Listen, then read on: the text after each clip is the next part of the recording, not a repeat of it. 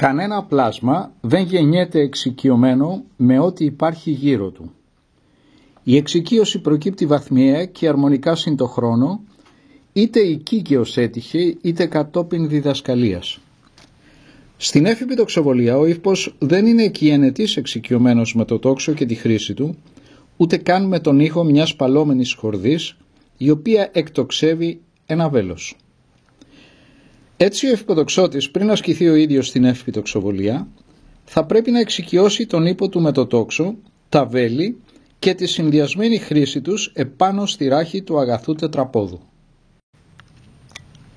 Η διαδικασία της εξοικειώσεως του ύπου με το τόξο και την τοξοβολία επάνω στη ράχη του ακολουθεί μια αλληλουχία αποστάσεως, θορύβου και κινήσεων, αρχής γενομένης από μακριά, χαμηλά και ήπια και καταλήγοντας επάνω στη ράχη με έντονους θορύβους και ζωηρές κινήσεις. Όσο όμως και αν αυτός που επιχειρεί την εξοικείωση αγνοεί τον βασικότερο παράγοντα που πρέπει να σεβαστεί, το μόνο βέβαιο που πρέπει να αναμένει είναι την απογοητευτική αποτυχία του εγχειρήματός του. Ποιος όμως είναι αυτός ο βασικότερος παράγοντας? Μα ασφαλώς η στρογγυλή κίνηση του επιχειρούντος στην εξοικείωση.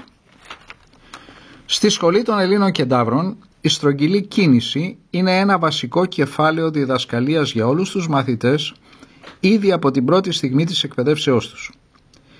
Και με την πρόοδο του χρόνου και της εμπειρίας, αυτή η στρογγυλή κίνηση καθίσταται κανόνας καθημερινής κινησιολογίας του ευποτοξότη, βίωμα πραγματικό, ώστε στη δική μας σχολή την εξοικείωση αυτή να την εμπιστευόμαστε μόνον σε προχωρημένα στελέχη μας.